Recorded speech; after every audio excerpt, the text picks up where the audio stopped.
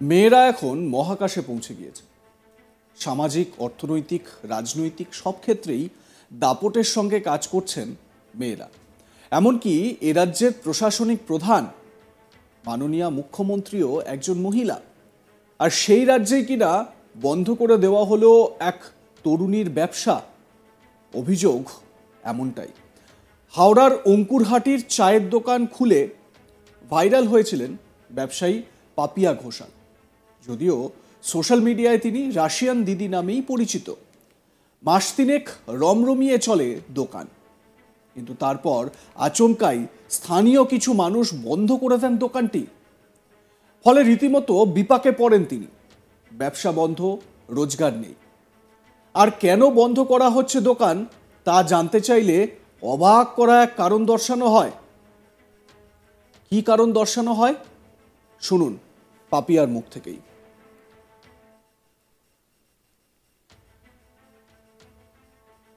এই মুহূর্তে দাঁড়িয়ে রাশিয়ান চায়ওয়ালি, এই কথাটা, এই যে ফ্রেজটা রাশিয়ান, এটা কোথার থেকে এলো এবং আপনি কি দিয়েছিলেন? আমি যদি খুব ভুল না করি তাহলে আপনার চায়ের দোকানের নাম টিএম।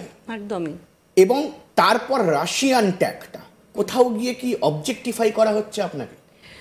দেখুন, প্রথম থেকে যখন রাশিয়ান ব্যাপারটা এলো, রাশিয়ান দিদির চা এলো, এই এলো, তো তখন না আমি ব্যাপারটাকে খুব নর্মাল নিয়েছি। কারণ দেখুন, আমরা যা পড়ে আছি, আমরা আজকে যেভাবে লাইফ লিড করছি, ওটা কিন্তু আমাদের সভ্যতা বা কালচারকে ইন্ডিকেট করে না। আমরা কিন্তু সব কিছু পাশ্চাত্য সভ্যতার দিকে একটু বেশি ঝুঁকে থাকি। আমাদের লাইফস্টাইল থেকে শুরু করে হেয়ার স্টাইল, কালার, এগুলো কিছুই কি আমাদের ভারতকে মানে ইন্ডিকেট করে না কিন্তু, টু বি ভেরি অনেস্ট। তো সেই জায়গায় দাঁড়িয়ে আমরা তো করছি। আমাদের ভারতবর্ষ তো এই জন্যই বিখ্যাত কি আমরা সব কিছুকে একদম গ্র্যাব করতে পারি, কালচার থেকে শুরু করে ধর্ম থেকে শুরু করে সমস্ত কিছু। তো ন্যাচারালি আমরা তো ওই রকমভাবে চলছি। এবার আমাকে যদি কেউ বলে কি তোকে রাশিয়ানের মতো লাগছে, তোকে নাইজেরিয়ানদের মতো লাগছে, বা তোকে হচ্ছে কোনো একটা কিছুকে আইডেন্টিফাই করে বলে, তো আমি জিনিসটাকে ফ্র্যাঙ্কলি নিয়েছি। এবং দেখুন, কোনো কিছু মানুষ কোন অ্যাঙ্গেলে বলছে, তোমাকে আমি বললাম যে বাহ খুব সুন্দর লাগছে, এই সুন্দর কথাটার মধ্যে আমার লালসা লুকিয়ে আছে না এই সুন্দর ব্যাপারটার মধ্যে একটা কমপ্লিমেন্ট লুকিয়ে আছে, তুমি কিভাবে নেবে যে হ্যাঁ আমাকে সুন্দর বলেছে? সেটা আমার উপরে ডিপেন্ড করবে। এক্স্যাক্টলি। আমি তো এটাকে ন্যাচারালি নিয়েছি, পজিটিভলি নিয়েছি যে ঠিক আছে, হতেই পারে লেগেছে তাদের, তারা তো অতটা উন্নত নয়, তাদের হয়তো আমাকে বা আমার ওভারঅল পার্সোনালিটিকে দেখে মনে হয়েছে, তা আমি অত কিছু মাথা দেব না, আমি আমার কাজটা করব। পাপিয়া, একটা কথা আমার ভীষণ তোমার কাছে জানতে ইচ্ছে করছে, কোথাও গিয়ে তুমি মহিলা বলে কি এই ধরনের কটূক্তির মুখে তোমাকে পড়তে হচ্ছে? কারণ খুব ফ্র্যাঙ্কলি দেখো, বাসে ট্রামে এখনো পর্যন্ত এই আরজিকর হোক বা এত কিছুর পরেও মানুষের কিন্তু অনির্বাণ কোনো রকম কোনো ওই বড়তা থেকে মানুষ উঠে আসতে পারেনি। সেই জন্য কি অনেক ঘটনাও এরকম দেখা গিয়েছে, তো কোথাও গিয়ে আমরা মহিলা হিসেবে কি তোমার মনে হচ্ছে যে এই ধরনের ঘটনা ঘটছে? আচ্ছা, এই ক্ষেত্রে আমি বলি যে প্রথমে আমি না ভাবতাম কি ঠিক আছে যা হচ্ছে হচ্ছে, ইটস আ মানে পার্ট অফ মাই স্ট্রাগল, সবকিছু নর্মাল ভাবে চলছিল। দোকান বন্ধ করে দেওয়া হলো, সেটাও আমি এতটা ব্রড মাইন্ডেডলি নিয়েছি যে অসুবিধা হয়েছে হয়তো বন্ধ করেছে, তখনও অবধি ব্যাপারটা কিন্তু সীমিত ছিল। তারপরে কিছু রিপোর্টার দাদারা যখন এসে ব্যাপারটা খতিয়ে দেখার চেষ্টা করেন, সেখানে ক্লিয়ার একটা মানুষ ওখানে বলছেন কি হ্যাঁ মহিলা বলেই সমস্যা। আমি এখানে আর কি কথা বলতে পারি? আমি তো ওই দিনকে জাস্ট শকড, শুধু না আমি ভাবছি যে আজকে সত্যযুগ মধ্যযুগে এই সমস্ত জিনিস হতো মানতাম, আজকে কলিযুগে বসে এই সমস্ত জিনিসপত্র হচ্ছে। দোকান বন্ধ হয়ে গিয়েছে, ফলে খুব স্বাভাবিকভাবেই বড় সমস্যার মধ্যে পড়েছেন তিনি। কি করবেন, কার কাছে গেলে সুরাহা হবে, কিছুই বুঝতে পারছেন না। এই পরিস্থিতিতে পাপিয়ার পাশে দাঁড়ানোর চেষ্টা করলো আজ তাক বাংলা। পাপিয়ার সঙ্গে সরাসরি কথা বলানো হলো এলাকার বিধায়ক প্রিয়া পালের। তিনি পাপিয়ার সমস্ত কথা শুনে বিষয়টি খতিয়ে দেখার আশ্বাস দিলেন এবং স্বাভাবিকভাবে এতে তার যে কিছুটা সুরাহা হলো সে কথা বলার অপেক্ষা রাখে না। শুনুন। আমরা চেষ্টা করব যাতে ওর চায়ের দোকান আবারও খুলে যায়। আমাদের সঙ্গে এই মুহূর্তে বিধায়ক প্রিয়া পাল রয়েছেন।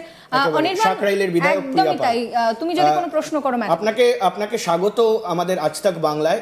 মূলত পাপিয়া ঘোষাল, তার একটি চায়ের দোকান অঙ্কুরহাটিতে রয়েছে এবং সেখানকার লোকাল একটি ক্লাব থেকে সেই চায়ের দোকানকে নিষিদ্ধ করা হচ্ছে, আপনি জানতেন এবং আপনি কি অবগত বিষয়টায়? না, আমি জানি না।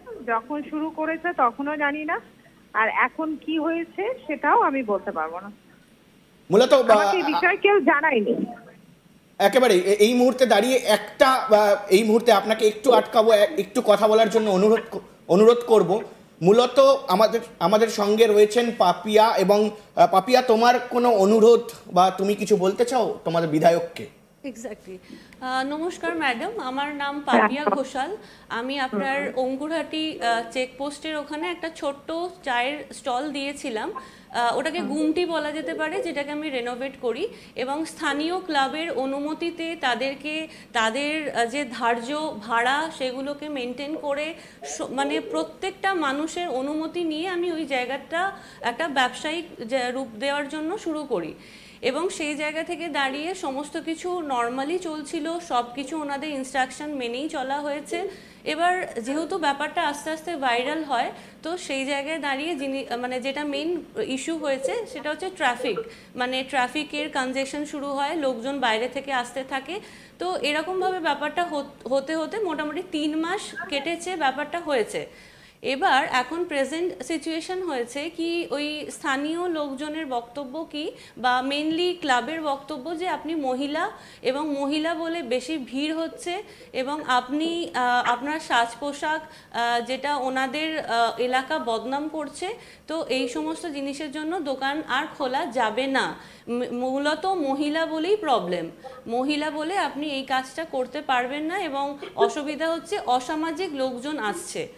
তো ম্যাডাম, আমি একটাই কথা মানে জিজ্ঞাসাও করতে চাই এবং আপনাকে বলতেও চাই যে মহিলা বলে প্রবলেম, বা এবং ওনারা এটাও বলছেন যে যতদূর যাক দোকান তো খোলা হবে না।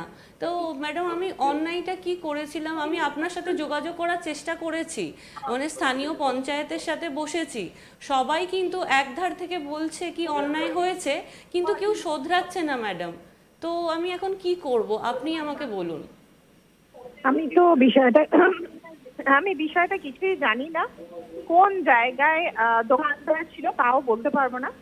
1, 2 হচ্ছে কাদের জায়গার উপর আপনি করেছিলেন আমি তো জানি না ভাই। আমি খোঁজ খবর নেব, আমি দেখছি বিষয়টা কি করা যায়।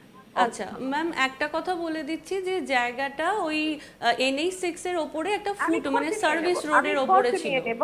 অবশ্যই আমি খোঁজ নিয়ে দেখে নেব। ঠিক আছে, ওকে।